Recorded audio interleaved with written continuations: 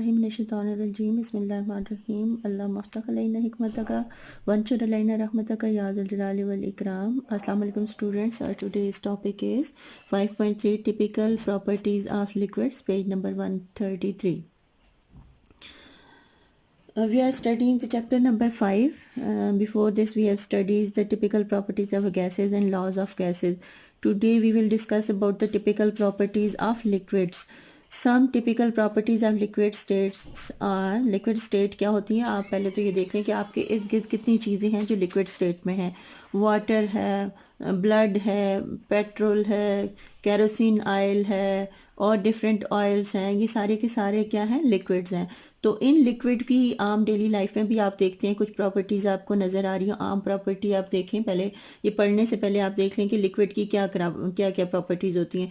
जो सबसे ज़्यादा लिक्विड हमारे गिर्द पाया जाता है वो वाटर है. इसके अलावा वाटर जो होता है वो प्योर लिक्विड तो नहीं होता. कहीं कहीं पे जैसे वाटर जो है सी वाटर है तो उसमें सॉल्ट्स डिज़ोल्व हुए होते हैं, सोल्यूशन की फॉर्म में होता है. इसी तरह जो हमारे अंदर ब्लड होता है उसमें भी डिफरेंट चीज़ें जो है डिज़ोल्व हुई होती हैं. वाटर है तो, लेकिन इनकी प्रॉपर्टीज़, आपने हनी देखा होगा, आपके घरों में हनी है, शहद होता है, तो ये सारे के सारे लिक्विड्स हैं. इनकी कुछ प्रॉपर्टीज़ आपको नज़र आ रही होती हैं जो कि सॉलिड से और गैसेस से डिफरेंट होती हैं. तो आप उनको भी माइंड में रखें और साथ ये भी पढ़ें. आप उसको रिलेट करके, जब डेली लाइफ से रिलेट करके साइंस को पढ़ते हैं तो आपको जल्दी समझ आती है. तो जब तक साइंस को आप समझ के नहीं पढ़ेंगे तो ना तो वो आपको याद भी नहीं होंगे कॉन्सेप्ट. तो अपने कॉन्सेप्ट क्लियर करें, और कॉन्सेप्ट्स क्लियर करने का सबसे बेहतरीन तरीका ये होता है कि आप उनको डेली लाइफ से रिलेट करके पढ़ें. आपको ये साइंस जो होती है ये डेली लाइफ के बारे में ही डिफरेंट जो हैं उसके फैक्ट्स होते हैं जो आपको बताए जाते हैं. तो पहला जो इसकी प्रॉपर्टी में हम पढ़ेंगे वॉल्यूम एंड शेप. हम पहले भी इस चैप्टर की वीडियोस में डिस्कस कर चुके हैं कि सॉलिड की जिस तरह डेफिनेट वॉल्यूम और शेप होता है, तो लेकिन लिक्विड का जो है वो वॉल्यूम तो डेफिनेट होता है लेकिन शेप उनकी डेफिनेट नहीं होती. तो आम डेली लाइफ में आप देखते हैं कि आपके पास ग्लास में पानी है. फ़र्ज़ करिए हमारे पास ग्लास जो है 250 ml का है. आम जो ग्लास होते हैं जिनमें आप घरों में पानी पीते हैं, अब ग्लास जो है आपके पास भरा हुआ पानी का पड़ा हुआ है, उसका वॉल्यूम कितना है, 250 ml है. सपोज़ कर लें, आपको नहीं पता उसके ऊपर वो कैलिब्रेशन तो नहीं होती, लेकिन हम सपोज़ करते हैं कि हमारे पास 250 ml का ग्लास है. अब ग्लास भरा हुआ है, इसका मतलब है हमारे पास जो वाटर है उसका वॉल्यूम है 250 ml. उसको हम डाल देते हैं एक जग में. तो जग में जाते हुए क्या जग को वो भर देगा? नहीं भरेगा. क्या होगा, उसकी बिल्कुल आपको बॉटम में वो पानी नज़र आएगा, एक गिलास पानी. अब बॉटम में क्यों नज़र आता है? ग्लास हमारे पास भरा हुआ था लेकिन जग में वो बॉटम है, क्योंकि ग्लास का जो है उसकी कैपेसिटी 250 ml की थी, लेकिन जग जो है उसकी कैपेसिटी में भी 1 लीटर हो, तो इसलिए वो जो पानी हम डालेंगे ग्लास में से वो उसके पेंदे में नज़र आएगा, उसकी बॉटम पे नज़र आएगा. वो इसलिए कि ये वो जो लिक्विड है वो अपनी वॉल्यूम को चेंज नहीं करता. चाहे आप उसको जिस भी कंटेनर में डाल दें उसकी डेफिनेट वॉल्यूम होती है. अगर 5 ml है तो आप उसको जिस भी कंटेनर में डालेंगे तो वो 5 ml ही रहेगा.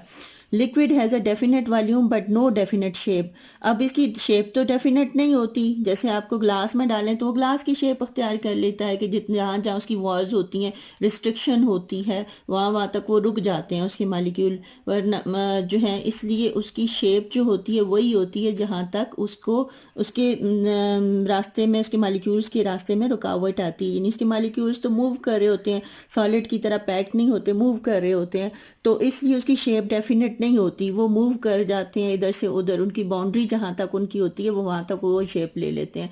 तो आप इसको अगर बाउंड्री खुली कर देंगे तो मॉलिक्यूल और ज़्यादा वाइड हो जाएंगे, वॉल्यूम उतना ही रहेगा. लेकिन जैसे ग्लास की आपको मैंने एग्जांपल दी थी कि उसमें वाटर होता है तो ग्लास की शेप अख्तियार कर लेता है, लेकिन अब उसको जग में डालेंगे तो वो जग की शेप जो है वो अडॉप्ट कर लेगा. तो लिक्विड का क्या होता है, वॉल्यूम तो डेफिनेट होता है लेकिन शेप उनकी डेफिनेट नहीं होती. That is why it takes the shape of the container in which it is placed. तो जिसमें भी डालोगे उसी की शेप बन जाएगी. सेकेंड प्रॉपर्टी जो आपको लिक्विड की दी हुई है वो है एवापोरेशन. एवापोरेशन आपने पिछली क्लासेस में भी पढ़ा होगा और डेली लाइफ में भी आप देखते होंगे कि वाटर जो है वो एवापोरेट करता है. अब लिक्विड की पढ़ रहे हैं ना, तो लिक्विड में आप वाटर जो है वो डेली लाइफ से आप उसको ज़्यादा रिलेट कर लेते हैं, इसलिए आपको वाटर की एग्जांपल देती हूँ کہ واٹر جو ہے وہ ایواپریشن اس کی ایگزامپل ہوتی ہے، پراپرٹی ہوتی ہے کہ وہ کیسے ہوتی ہے. دا molecules of a liquid move with different kinetic energy. Kinetic energy آپ نے فزکس میں پڑھی ہے. کائنیٹک انرجی کیا ہوتی ہے؟ انرجی آف موومنٹ، یعنی جو حرکت کرتے ہیں، موو کرتے ہیں، ایک جگہ سے دوسری جگہ جاتے ہیں تو وہ ڈفرینٹ کائنیٹک انرجی سے موو کر رہے ہوتے ہیں. ہر ایک کی کائنیٹک انرجی ڈفرینٹ ہوتی ہے، یعنی ڈفرینٹ سپیڈ سے وہ موو کر رہے ہوتے ہیں. The molecules of the liquid whose kinetic energy are higher، جن کی زیادہ کائنیٹک انرجی ہوتی ہے، زیادہ تیزی سے موو کرتے ہیں. And over come the انٹرمالیکولر attractive forces. آپ کو پتہ ہے کہ جتنے بھی میٹر ہوتا ہے وہ مالیکیول سے یا پارٹیکل سے مل کر بنتا ہے. اب یہ مالیکیولز یا پارٹیکلز سالڈ میں بہت ایک دوسرے کے قریب ہوتے ہیں. ان کی انٹرمالیکولر فورسز جو ہوتی ہیں وہ بہت زیادہ ہائی ہوتی ہیں. سب سے زیادہ کس میں ہوتی ہیں؟ کیونکہ قریب ہونے کی وجہ سے پارٹیکلز، ان کی انٹرمالیکولر فورسز جو ہے وہ سالڈ میں زیادہ ہوتی ہیں. اب گیسز میں بہت زیادہ مالیکیول ایک دوسرے سے دور ہوتے ہیں، پارٹیکل دور ہوتے ہیں، اسی انٹرمالیکولر فورسز اس میں بہت لو ہوتی ہیں. لیکن یہ دونوں کے بیچ میں لکوڈ ہوتا ہے. اس کے مالیکیولز نہ تو ایک دوسرے سے اتنا دور ہوتے ہیں اور نہ ہی بہت سالڈ کی طرح قریب ہوتے ہیں. اس لیے سالڈ کے مقابلے میں انٹرمالیکولر فورسز جو ہیں یہاں پر اٹریکٹیو فورسز جو ہیں وہ کم ہوتی ہیں، اور گیسز کے مقابلے میں زیادہ ہوتی ہیں. These molecules come out of the liquid and convert into the gaseous state. اب یہ کیا کرتے ہیں؟ یہ آپ کو اگزامپل دی ہوئی ہے کہ یہ آپ کو یہ ہیں تو یہ لکوڈ سے باہر آ جاتے ہیں. یہ واٹر کے مالیکیول ہیں. واٹر کا مالیکیول کی یہ شیپ ہوتی ہے. پچھلے چیپٹر میں آپ نے پڑھا ہے. یہ دو ایچ ہیں اور یہ او ہے، تو H2O یہ واٹر کے مالیکیول آپ کو دکھائے ہوئے ہیں. تو یہ سمندر یا دریا یا جو بھی کنٹینر ہے اس کی سطح سے کیا کرتے ہیں کہ کائنیٹک انرجی جب ان کی ہائی ہو جاتی ہے، تیزی سے موو کرتے ہیں، تو یہ موو کر کے اس کی جو سرفیس ہوتی ہے اس سے باہر نکل جاتے ہیں اور گیشیس اسٹیٹ میں چلے جاتے ہیں. تو یہ کیا کرتے ہیں؟ یہ ایواپریشس فارم میں ہو جاتے ہیں. تو اس کو کیا کہتے ہیں؟ ایواپریشن. The conversion of liquid state into gaseous state is called evaporation. کہ liquid state سے واٹر molecule باہر نکل جاتے ہیں، evaporate ہو جاتے ہیں اور gaseous state میں داخل ہو جاتے ہیں. تو اس کو کیا کہتے ہیں؟ اس کو evaporation کہتے ہیں. We can say that the phenomena in which a liquid is converted into its vapor without external heating is called ایواپریشن. کہ جو ہم دیگچی کو گرم کرتے ہیں تو ہم اس کو ہیٹ کر رہے ہوتے ہیں، لیکن اگر ہم ہیٹ کیے بغیر، جیسے آپ کو یہ اگزامپل دی ہوئی ہے کہ ہیٹ کیے بغیر جو ہے، ایکسٹرنل ہیٹنگ کے بغیر جو ہی ان کی کائنیٹک انرجی جو ہے وہ انکریز ہوتی ہے تو گیشیس اسٹیٹ میں چینج ہو جاتے ہیں. تو اس کو کیا کہتے ہیں؟ ایواپریٹ ہو جاتے ہیں. اس کو ایواپریشن کہتے ہیں. Evaporation takes place at all temperature. ہر ایک ٹیمپریچر پہ ہوتی ہے. When the molecules of higher kinetic energies are converted into the gaseous state and escape into the atmosphere, the temperature of the remaining liquid falls. کہ جو باقی liquid بچ جاتا ہے تو پھر اس کا ٹیمپریچر کیا ہو جاتا ہے؟ کم ہو جاتا ہے. The temperature of the remaining, that is why evaporation cause cooling. اسی وجہ سے جب بھی evaporation ہوتی ہے تو اس سے ٹھنڈک ہوتی، cooling آتی ہے. The evaporation depends on the following factors. اب یہ evaporation جو ہے یہ کس پہ ڈیپینڈ کرتی ہے؟ فرسٹ ہے سرفیس ایریا.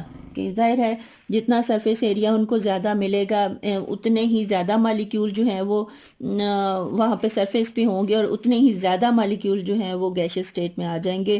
تو جتنا سرفیس ایریا زیادہ ہوگا ایواپریشن اتنی ہی زیادہ ہوگی. The process of ایواپریشن take place from the surface. Greater the surface area higher will be the rate of ایواپریشن and vice versa. Vice versa کیا ہوتا ہے؟ اس کے الٹ ہوتا ہے. یعنی اگر جتنا زیادہ سرفیس ایریا ہوگا تو زیادہ ریٹ آف ایواپریشن ہوگا. وائس ورسا کا مطلب ہے کہ جتنا کم سرفیس ایریا ہوگا تو اتنا، یعنی اس کے الٹ بھی ہو سکتا ہے، جتنا کم ہوگا اتنی کم ریٹ آف ایواپریشن ہوگا. ریٹ کا مطلب ہوتا ہے پر سیکنڈ. جہاں بھی ریٹ کا لفظ ہے اس کا مطلب ہوتا ہے per second, per unit time. تو ایواپریشن ایک سیکنڈ میں یا یونٹ ٹائم میں جتنی ایواپریشن ہوتی ہے اس کو ریٹ آف ایواپریشن کہتے ہیں. سیکنڈ فیکٹر جس پہ ڈیپینڈ کرتا ہے وہ ٹیمپریچر ہے. ٹیمپریچر جتنا زیادہ ہوگا کائنیٹک انرجی اتنی ہی بڑھ جائے گی، اور کائنیٹک انرجی جتنی بڑھے گی ایواپریشن بھی اس کے ساتھ اتنی ہی بڑھ جائے گی. یعنی جب کائنیٹک انرجی بڑھتی ہے تو زیادہ فاسٹ موومنٹ ہوتی ہے پارٹیکلز کی یا مالیکیولز کی، تو وہ اتنا ہی جلدی جو ہے سرفیس سے باہر نکل جاتے ہیں اور گیشیس اسٹیٹ میں کنورٹ ہو جاتے ہیں. With the increase in temperature, the average kinetic energy of the liquid molecule increases, so the rate of evaporation increase. تو سرفیس ایریا بڑھنے سے بھی ایواپریشن انکریز ہوتی ہے, ٹیمپریچر کے بڑھنے سے بھی ایواپریشن جو ہے وہ انکریز ہو جاتی ہے. تھرڈ جو اس فیکٹر پہ ڈیپینڈ کرتا ہے وہ ہے انٹر مالیکولر فورسز, یعنی فورسز جو ہیں آپ کو پتا ہے کہ جتنا فورس آف اٹریکشن زیادہ ہوگی مالیکول اتنے ہی ایک دوسرے سے جڑے رہیں گے, یعنی مضبوط رہیں گے, ان کو الگ کرنا مشکل ہوگا. اگر ان کو الگ کرنا مشکل ہے تو ان کا گیشیس اسٹیٹ میں آنا بھی مشکل ہے, یعنی ایواپریشن بھی مشکل ہوگی. اس کا مطلب ہے انٹر مالیکولر فورسز جتنی زیادہ ہوتی ہیں ایواپریشن اتنی ہی کم ہوگی. یعنی یہ انورسلی ریلیٹڈ فیکٹر ہے کہ اگر انٹر مالیکولر فورسز زیادہ ہیں تو ریٹ آف ایواپریشن کم ہوگا, اگر انٹر مالیکولر فورسز کم ہیں تو ریٹ آف ایواپریشن زیادہ ہوگا. These two are inversely related to each other. The evaporation of the liquid depends upon the intermolecular forces. Stronger the intermolecular forces, slow will be the rate of evaporation. جتنی یہ مضبوط ہوں گی intermolecular forces, rate of evaporation اتنا ہی low ہوگا, and vice versa, یعنی جتنی وہ کم ہوں گی اتنا ہی rate of evaporation زیادہ ہوگا. vice versa mean اس کا الٹ. Different liquids have different rate of evaporation. Different liquid کا rate of evaporation بھی different ہوتا ہے at the same temperature because the attractive forces are different in different liquids. کیونکہ liquid کے جو particles ہوتے ہیں ان میں جو cohesive forces یعنی ان میں جو attractive forces ہوتی ہیں وہ different ہوتی ہیں, کسی میں strong ہوتی ہے کسی میں weak ہوتی ہے. تو جن میں جتنی زیادہ strong ہوں گی ان کا rate of evaporation اتنا ہی کم ہوگا, اور جتنی آپ کو یہ attractive forces جو ہیں وہ کم ہوتی ہیں ریٹ آف ایواپریشن اتنا ہی زیادہ ہوتا ہے. For example water has stronger انٹرمالیکولر force then alcohol. اب جو الکوہول ہے اس کے مقابلے میں واٹر کی مالیکولر فورسز اسٹرانگ ہوتی ہیں, there for alcohol evaporate quickly then water. Alcohol جو ہے وہ واٹر سے زیادہ جلدی ایواپریٹ ہو جاتا ہے. آپ ہاتھ پہ تھوڑا سا اسپرٹ ڈال کے رکھیں اور جو ہے وہ ایک دم سے آپ کو ہاتھ پہ ٹھنڈک محسوس ہوگی, کیونکہ اسپرٹ ایک دم اڑ جاتا ہے, یعنی ایواپریٹ ہو جاتا ہے. تو اگر اسی کے اتنا ہی آپ اماؤنٹ میں واٹر رکھیں گے تو وہ واٹر جو ہے وہ اتنی جلدی ایواپریٹ نہیں ہوتا, جبکہ اسی ٹیمپریچر پہ اگر آپ الکوہول یا اسپرٹ رکھیں گے تو وہ ایک دم جو ہے وہ آپ کے ہاتھ سے ایواپریٹ ہو جائے گا. تھرڈ پراپرٹی جو ہے وہ ہے ویپر پریشر. ویپر آپ کو پتہ ہے کس کو کہتے ہیں؟ ویپر کا جو پریشر ہوگا, the pressure ایگزرٹڈ by the Vipers of the liquid when the rate of evaporation becomes equal to the rate of condensation. Condensation جو ہے وہ evaporation کا الٹ ہے, یعنی اپوزٹ ہے. کنڈنسیشن کا کیا مطلب ہے؟ جب جو گیشیس اسٹیٹ سے واپس لکوڈ اسٹیٹ میں آ جاتے ہیں.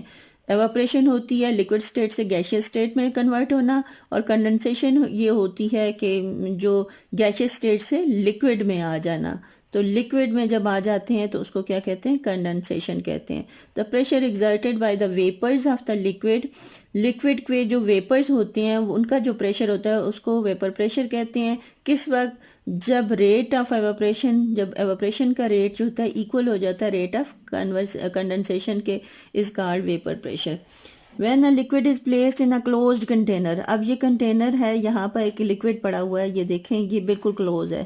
تو یہ جو ہے اس کا یہ جو بلو کلر کا آپ کو نظر آ رہا ہے یہ ایک لکوڈ اس میں پڑا ہوا ہے. The kinetic energies of all the molecule is not the same. اس میں جتنے مالیکیول ہوگے سب کی kinetic energy same نہیں ہوگی. The molecule of the liquid whose kinetic energy is greater than the average come to the liquid surface. جن کی زیادہ ہوگی وہ سرفیس کے اوپر آ جائیں گے. And are converted into the, اب یہ دیکھیں یہ اوپر آ گئے ہیں اسپیس میں, اس کا مطلب ہے یہ ویپرز میں کنورٹ ہو گئے ہیں, ایواپریشن ہو جاتی ہے ان کی. دا Vipers گیدر in the space Abu the surface of the liquid in close container. اب یہ کلوز کنٹینر ہے, یہاں تک لکوڈ بھرا ہوا ہے, اوپر کی اسپیس خالی ہے. تو جب جن کی کائنیٹک انرجی ہائی ہوتی ہے یہ ادھر سے نکل کے جو خالی جگہ ہوتی ہے وہاں پر مالیکیول اوپر آ جاتے ہیں. Some of the vapor molecules strike اچھا جو یہ اوپر آ جاتے ہیں, یہ پھر یہ ویپر, ان ویپرز کا جو پریشر ہے یہ اس کے اوپر جو ہے یہ ویپر کا پریشر ہوتا ہے, پریشر ایگزرٹ کرتے ہیں. جب اس کے ساتھ ہی کولائڈ کرتے ہیں تو یہ والز کے کنٹینر کی والز کے اوپر پریشر ایگزرٹ کرتے ہیں.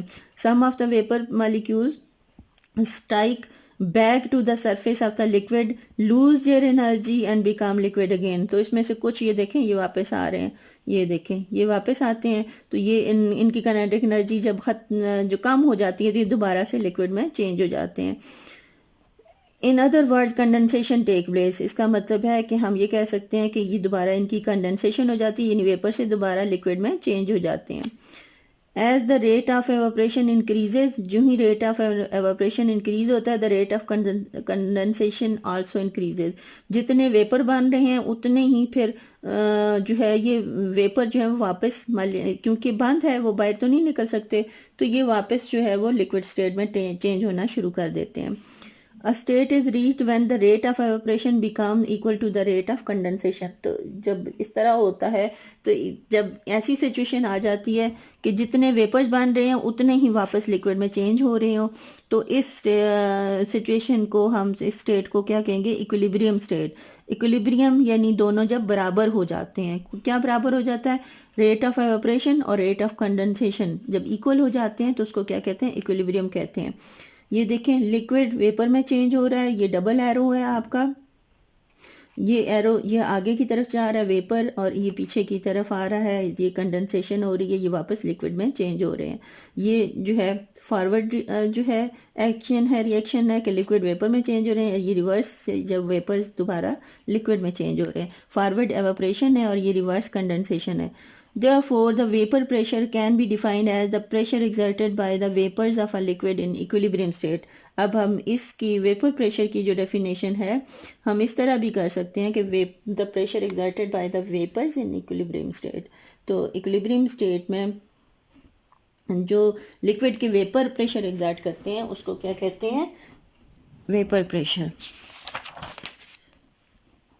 اب ہم نے پہلے جو ہے وہ جب پڑھا تھا اس کا ایواپریشن کا, تو ہم نے اس کے فیکٹر پڑھے تھے کہ ایواپریشن کو کون کون سے فیکٹر ایفیکٹ کرتے ہیں. ویپر پریشر کو بھی جو فیکٹر ایفیکٹ کرتے ہیں وہ کون کون سے ہیں. The vapor pressure of liquid does not depend upon the amount of liquid. Viper pressure جو ہے وہ اماؤنٹ آف لکوڈ پہ ڈیپینڈ نہیں کرتا بلکہ کس پہ ڈیپینڈ کرتا ہے, سرفیس ایریا پہ بھی ڈیپینڈ نہیں کرتا, but depend on the following factor. کس پہ ڈیپینڈ کرتا ہے؟ نیچر آف لکوڈ, کہ لکوڈ کی نیچر کیا ہے. The vapor pressure of a liquid depend on the nature of the liquid. Polar liquids have high boiling points and exert little vapor pressure at a given temperature, while the non-polar liquid having low boiling liquid and exert more vapor pressure at the same temperature. ہوتا کیا ہے, آپ نے پچھلے chapter میں پڑھا تھا کہ کوویلنٹ بانڈ جو ہے دو طرح کے ہوتے ہیں, کچھ پولر ہوتے ہیں اور کچھ نان پولر ہوتے ہیں. پولر کون سے ہوتے ہیں؟ جن کے پارشل پازیٹیو اور پارشل نیگیٹو آ جاتا ہے due to difference in electro negativity, charge آ جاتا ہے پارشل, تو وہ پولر لکوڈ ہوتے ہیں جیسے واٹر ہے. اور کچھ نان پولر ہوتے ہیں جیسے ہائیڈروجن ہے, آکسیجن ہے. تو ایسے لکوڈ جو پولر ہوتے ہیں وہ کیا کرتے ہیں کہ ان کا بوائلنگ پوائنٹ ہائی ہوتا ہے, وہ ان کی اٹریکشن جو ہے وہ زیادہ ہوتی ہے, اس لیے ان کا ویپرز کم بنتے ہیں, اور جب ویپرز کم بنیں گے تو ظاہر ویپر پریشر کم ہوگا. جبکہ نان پولر جو ہے لو بوائلنگ پوائنٹ ہوتا ہے, تو یہ جلدی ہی کم ٹیمپریچر پہ جلدی جو ہے وہ بوائل ہو جاتے ہیں, جلدی ویپر میں چینج ہو جاتے ہیں, زیادہ ویپر بنتے ہیں, اس کا مطلب ویپر پریشر بھی زیادہ ہوگا. For example water has less viper pressure then that of the acetone at same temperature. Acetone بھی ایک لکوڈ ہے, تو ایسیٹون جو ہے وہ جلدی اس کا ویپر پریشر زیادہ ہوتا ہے کیونکہ اس کا یہ نان پولر ہے, اور واٹر پولر ہے اس لیے اس کا ویپر پریشر کم ہوتا ہے. تو فرسٹ چیز پہ ڈیپینڈ کرتا ہے فیکٹر کیا ہے, نیچر آف لکوڈ ہے کہ وہ پولر ہے یا نان پولر ہے. سیکنڈ فیکٹر ہے inter molecular forces. Inter molecular forces جو ہیں وہ جتنی زیادہ ہوں گی بوائلنگ پوائنٹ اتنا ہی زیادہ ہوگا اور ویپر پریشر اتنا ہی کم ہوگا. Stronger the intermolecular attractive forces in a liquid, lesser will be its tendency to evaporate, so lesser will be its vapor pressure. Evaporation سے related ہے کیونکہ molecular forces آپ کو پتہ ہے یہ evaporation کے inversely related ہیں, تو پھر آپ یہاں پہ vapor pressure کے بھی inversely related ہوں گی کہ vapor pressure اتنا ہی کم ہوگا جتنی stronger molecular forces ہوں گی. For example, the vapor pressure of ethyl alcohol is higher than that of water. Viper pressure جو ہے الکول کا زیادہ ہوتا ہے واٹر سے بیکار water the intermolecular forces are stronger than ethyl alcohol and the given temperature. وہی alcohol کی آپ کو اگزامپل دی ہوئی ہے جس طرح ایواپریشن کے سلسلے میں آپ کو دی ہوئی تھی کہ واٹر جو ہے وہ کیا ہوتا ہے مالیکولر فورسز زیادہ ہوتی ہیں اس لیے اس میں ایواپریشن کم ہوتی ہے. الکوہول میں انٹرمالیکولر فورسز جو ہیں وہ کیا ہوتی ہیں کم ہوتی ہیں اس لیے اس کی ایواپریشن جو ہے وہ زیادہ ہوتی ہے. تو ایواپریشن جتنی زیادہ ہوگی ویپر پریشر بھی اتنا ہی زیادہ ہوگا. نیکسٹ ہے سائز آف دا مالیکیول کہ مالیکیول کے سائز پہ بھی ڈیپینڈ کرتا ہے. Those liquid which have smaller size are easily ایواپریٹڈ کہ چھوٹے مالیکیول جو ہوتے ہیں سائز میں وہ جلدی ایواپریٹ ہو جاتے ہیں اس لیے ان کا ویپر پریشر بھی زیادہ ہوگا. اور those liquid have large size the small size molecules لکوڈز form more viper then the big size molecule liquid at the same temperature. ایک ہی ٹیمپریچر پہ اگر مالیکیول کا سائز زیادہ ہوگا تو ان کا ویپر پریشر کم ہوگا, اگر سائز کم ہوگا تو ان کا ویپر پریشر زیادہ ہوگا. For example پینٹین C5H12 has small size molecule than decane. ڈیکین جو ہے اس میں کاربن کے 10 مالیکیول ہوتے ہیں اور پینٹین میں کاربن کے 5 مالیکیولز ہوتے ہیں. اب یہ جو ہے اسمالر ہے تو یہ اس کا کیا ہوگا اسمال ہے تو اس کا ویپر پریشر زیادہ ہوگا. یہ جو ہے بگر ہے تو اس کا کیا ہوگا اس کا ویپر پریشر جو ہے وہ کم ہوگا. پینٹین ویپرائز rapidly and ایگزائٹ more viper pressure then ڈیکین at the same temperature. تو آپ کو یہ ویپر پریشر کی کچھ اماؤنٹ دی ہوئی ہے یہاں پر آگے جا کے کہ کس کا ویپر پریشر کتنا ہے. نیکسٹ چیز پہ ڈیپینڈ کرتا ہے ویپر پریشر وہ ہے ٹیمپریچر کہ جتنا ٹیمپریچر زیادہ کریں گے ٹیمپریچر انکریز کریں گے تو کیا ہوگا کہ جلدی کائنیٹک انرجی اس کی بڑھ جائے گی جلدی ایواپریٹ ہوں گے اور ویپر پریشر بھی اتنا ہی زیادہ ہوگا. یعنی ڈائریکٹلی ریلیٹڈ ہے کہ جتنا ٹیمپریچر زیادہ ہوگا ویپر پریشر بھی اتنا ہی زیادہ ہوگا. Increase in temperature of a liquid increase the average kinetic energy of the liquid molecule. The انٹرمالیکولر distance among the molecules of the liquid increases کہ یہ یعنی ایک دوسرے سے دور دور بھاگیں گے. جب کائنیٹک انرجی زیادہ ہوتی ہے تو زیادہ تیزی سے موو کرتے ہیں تو موو کر کے ایک دوسرے سے دور دور بھاگیں گے وچ cause decrease in the انٹرمالیکولر attractive forces between the liquid molecule. جب ڈسٹینس زیادہ ہو جائے گا تو انٹرمالیکولر فورسز جو ہیں اٹریکٹیو فورسز جو ہیں اٹریکشن فورس آف اٹریکشن جو ہے ان میں کیا ہو جائے گی کم ہو جائے گی. جب فورس آف اٹریکشن کم ہو جائے گی تو کیا ہوگا hence the rate of ایواپریشن of the liquid increases and thus vapor pressure increases. یعنی کیوں ٹیمپریچر کے انکریز کرنے سے ویپر پریشر انکریز ہوتا ہے کیونکہ جب ہم ٹیمپریچر کسی لکوڈ کا انکریز کرتے ہیں تو کیا ہوتا ہے ٹیمپریچر انکریز کرنے سے اس کے کائنیٹک انرجی مالیکیول کی انکریز ہو جاتی ہے. زیادہ فاسٹلی موو کرتے ہیں جتنا وہ فاسٹلی موو کرتے ہیں ایک دوسرے سے دور ہوتے ہیں. جب دور ہوتے ہیں تو ان کے درمیان اٹریکٹیو فورسز کم ہو جاتی ہیں. اٹریکٹیو فورسز کم ہو جاتی ہیں تو ان کا بوائلنگ جلدی وہ بوائل ہو جاتے ہیں اور تو جب بوائل ہوتے ہیں تو ان کا ویپر بن جاتے ہیں. جو ویپرز بنتے ہیں تو ان کا ویپر پریشر زیادہ ہو جاتا ہے. Boiling point when the liquid is heated the kinetic energy same وہی والی ایکسپلینیشن اس کی بھی ہے کہ جب ہم کرتے ہیں کسی چیز کا ہیٹ کرتے ہیں ٹیمپریچر دیتے ہیں تو کیا ہوتا ہے کائنیٹک انرجی اس کی انکریز ہو جاتی ہے اور کیا ہوتا ہے which increase the viper pressure زیادہ ہو جاتا ہے.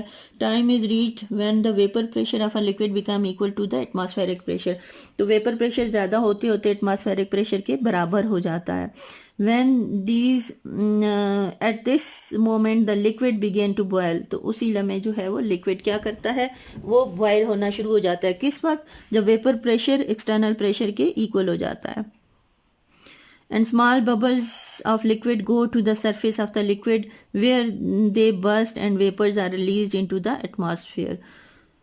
The temperature at which the vapor pressure of a liquid become equal to the atmospheric pressure of the any external pressure is called boiling point. یہ definition بہت important ہے. اس کو آپ نے بہت اچھی طرح یاد رکھنا ہے کہ boiling point کیا ہوتا ہے اس کی definition کیا ہے. During boiling the temperature of the liquid remain constant. اب جب تک چیز بوائل ہوتی رہتی ہے اس کا ٹیمپریچر نہیں بڑھتا بلکہ اس کا ٹیمپریچر کانسٹنٹ رہتا ہے.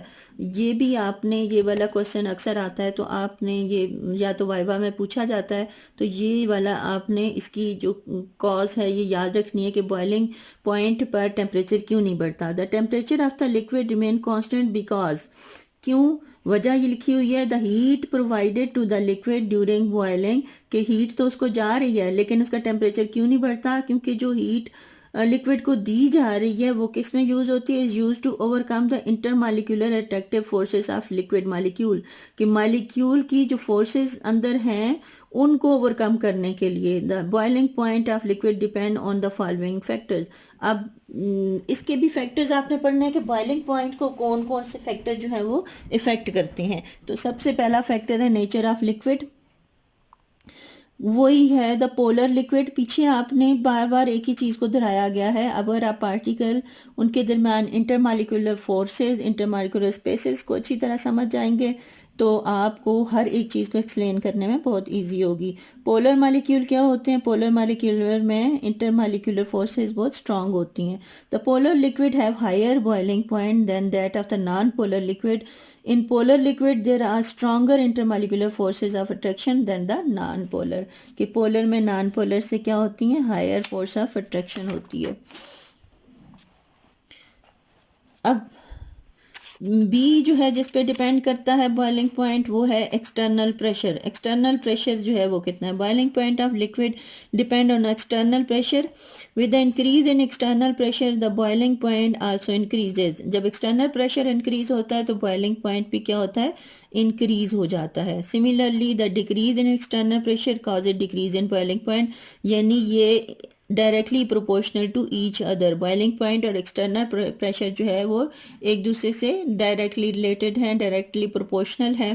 ایک چیز کو بڑھاؤ تو دوسری بھی بڑھ جاتی ہے اور ایک چیز کو کم کرو تو دوسری بھی کم ہو جاتی ہے. اب یہاں پر بھی اس کی کاز جو ہے یہ جو آپ کو لکھا ہوا ہے آگے یہ بھی بہت امپورٹنٹ ہے, آپ نے یاد رکھنا ہے کہ پہاڑی علاقوں میں چیز جو ہے وہ دیر سے کیوں گلتی ہے. ایٹ ہائی الٹیٹیوڈ جو ہلی ایریاز ہوتے ہیں, پہاڑی علاقے ہوتے ہیں, دا boiling point of a liquid will be less. ان کا جو بوائلنگ پوائنٹ ہے وہ لیس ہو جاتا ہے لکوڈز کا. کیوں لیس ہوتا ہے؟ کیونکہ وہاں پہ لیس پریشر ہوتا ہے. کیونکہ جو الٹیٹیوڈ پہ آپ جاتے ہیں, الٹیٹیوڈ کا مطلب ہے اونچائی. جب سی لیول سے ہم اونچے جاتے ہیں تو اس کو الٹیٹیوڈ کہتے ہیں. ہائی الٹیٹیوڈ پہ کیا ہوتا ہے؟ دا بوائلنگ پوائنٹ جو ہے وہ لو ہو جاتا ہے. کیوں لو ہو جاتا ہے؟ کیونکہ وہاں ایکسٹرنل پریشر لو ہو جاتا ہے. There for water boils at lower temperature then 100 degree centi grade. اب واٹر کا جو نارمل حالت میں بوائلنگ پوائنٹ ہوتا ہے وہ 100 ڈگری سینٹی گریڈ ہوتا ہے, لیکن ہلی ایریا میں وہ لو ہو جاتا ہے. جب بوائلنگ پوائنٹ لو ہو جاتا ہے ہم چیزیں کس میں ڈال کے گلاتے ہیں؟ پانی میں نا. تو جب دال چنے یا ایسی کوئی چیز لوبیا وغیرہ رکھتے ہیں تو پانی میں ڈال کے ہم کوکر میں ڈال کے اوپر رکھتے ہیں تو 100 ڈگری سینٹی گریڈ پہ پانی ابلتا ہے اور کچھ دیر میں چیز گل جاتی ہے. لیکن اگر پانی پہلے ابلنا شروع ہو جائے گا یعنی اس کا بوائلنگ پوائنٹ لو ہو جائے گا, کم ٹیمپریچر پہ ابل جائے گا تو پھر چیز دیر سے گلے گی. Because the atmospheric pressure is less then 760 mm of Hg mercury. The vacuum distillation is based on the decrease in boiling point with the decrease in external pressure. While with the increase in external pressure the boiling point of a liquid also increases. یعنی directly proportional ہے. جب external pressure increase ہوگا تو boiling point بھی increase ہوگا, جب external pressure decrease ہوگا تو boiling point بھی decrease ہوگا. The pressure cooker works on this principle. Pressure cooker ہم کیوں استعمال کرتے ہیں کہ تاکہ چیز جو ہے وہ جلدی گل جائے. تو وہ پریشر کوکر کا مطلب یہ ہے کہ اس کے اندر ہم کیا کرتے ہیں, پریشر کو انکریز کر دیتے ہیں جس کی وجہ سے واٹر کا بوائلنگ پوائنٹ بھی انکریز ہو جاتا ہے. تو جتنا پریشر انکریز کریں گے بوائلنگ پوائنٹ اتنا ہی انکریز ہو جائے گا. نیکسٹ اس کی پراپرٹی جو ہے بوائلنگ پوائنٹ کے بعد لکوڈ کی آتی ہے وہ فریزنگ پوائنٹ ہے. اب فریزنگ پوائنٹ کیا ہوتا ہے؟ جیسے واٹر کا جو ہے boiling point 100 degree centi grade ہے اور جو اس کا فریزنگ پوائنٹ ہے وہ 0 ڈگری سینٹی گریڈ ہے. اگر فارن ہائٹ میں دیکھیں تو freezing point 32 degree foreign height ہے. When a liquid is called the kinetic energy of the liquid molecules decreases. کیا کرتے ہیں کہ جب ٹیمپریچر کم کیا جاتا ہے لکوڈ کا تو کائنیٹک انرجی بھی اس کے مالیکیولز کی کم ہو جاتی ہے. سو دا viper pressure of the liquid is also decrease, جس کی وجہ سے اس کا کائنیٹک انرجی کم ہونے سے ویپر کم بنتے ہیں، یعنی وہ اسکیپ نہیں کرتے لکوڈ سے، ان کی ویپر پریشر جو ہے وہ کم ہو جاتا ہے. By decreasing the temperature further, جب اور مزید ٹیمپریچر ڈیکریز کیا جاتا ہے، اسٹیج از ریچ، ایک وقت ایسا آتا ہے when the viper pressure of the liquid state becomes equal to the viper pressure of the solid state. تو کیا آتا ہے کہ وقت ہے کہ ویپر پریشر لکوڈ کا ایکول ہو جاتا ہے viper pressure of the solid کے. The temperature at which the liquid and solid state exist in equilibrium state is called freezing point of that liquid.